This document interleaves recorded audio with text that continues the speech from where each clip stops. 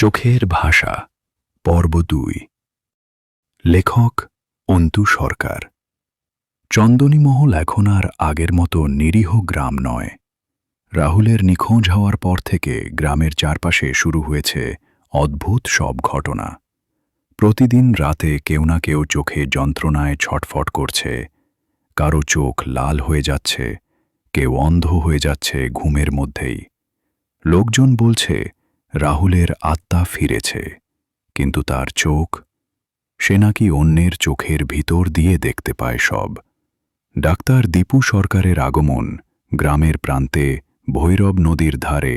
এবার ঢুকলেন নতুন একজন, ডাক্তার দীপু সরকার। তার চোখেও ছিল দৃঢ়তা, কিন্তু এই চোখ ছিল সাহসের, যুক্তির আর অদ্ভুত এক অতীত চর্চার। তিনি শুনেছিলেন রাহুলের কথা আর চোখের রোগ সংক্রান্ত অস্বাভাবিক ঘটনাগুলো তারে সন্দেহে ফেলে দেয়। চোখ তো মস্তিষ্কের আয়না, কিন্তু যদি আয়নার ভিতরেই কেউ বন্দী থাকে, নিজেকে বললেন তিনি। বিপ্লব বাড়িতে রাতের অভিযান। এক রাত দীপু নিজেই গেলেন সেই পোড়া বাড়িতে। হাতে একটা লণ্ঠন, সঙ্গে ছিল পুরনো তামার আয়না আর একগুচ্ছ বেদ মন্ত্রের প্রতিরোধমূলক লেখাজোকা। ঘরে ঢুকে তিনি দেখলেন দেয়ালে সেই পুরনো আয়নাটা ঝুলছে। আয়নার ভিতর থেকে যেন ফেসফেস করে কেউ ডাকছে, তুমি চোখের ভিতর কি দেখতে পাও ডাক্তার? আয়নায় হঠাৎ দেখা যায় রাহুলকে। তবে এবার সে একা নয়, পেছনে অসংখ্য ছায়ামূর্তি। প্রতিটা চোখ লাল, গভীর, শূন্য। ডাক্তার দীপু আয়নার দিকে তামার আয়না তুলতেই ঘটল বিস্ফোরণ। পুরো ঘর কাঁপতে লাগল। আলো নিভে গেল। চিৎকার শুরু হলো রাহুলের। তারপর শত শত গলার কোরাস, আমাদের ছেড়ে দাও, আমাদের চোখে আলো দাও, আমরা আটকে পড়েছি। অন্য এক বাস্তবতা। হঠাৎ দীপু নিজেকে দেখতে পেল এক অদ্ভুত ঘরে, যেখানে দেয়ালের বদলে শুধুই চোখ। সব চোখ তাকিয়ে আছে তার দিকে।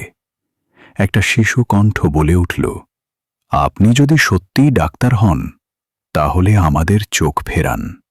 দীপু বুঝলেন, আয়নার জগতে রাহুল একমাত্র নয়। অনেক প্রাণ আটকে আছে, যাদের চোখ দিয়ে তাদের জীবন কেড়ে নেওয়া হয়েছে। ফিরে আসা নাকি নয়? দীপু উঠে দাঁড়ালেন।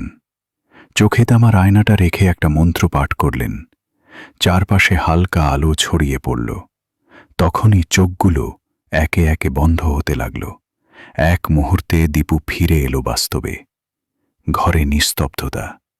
আয়নায় এখন আর কেউ নেই। কিন্তু চন্দনী মহলে শান্তি ফিরে এসেছে মনে হলেও সেই রাতে দীপুর ঘুম ভেঙে যায়।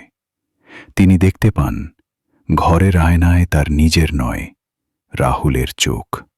আর সেই চোখ ধীরে ধীরে বলছে, তুমি আমাকে ফিরিয়ে এনেছ, এখন আমি তোমার চোখেই থাকব।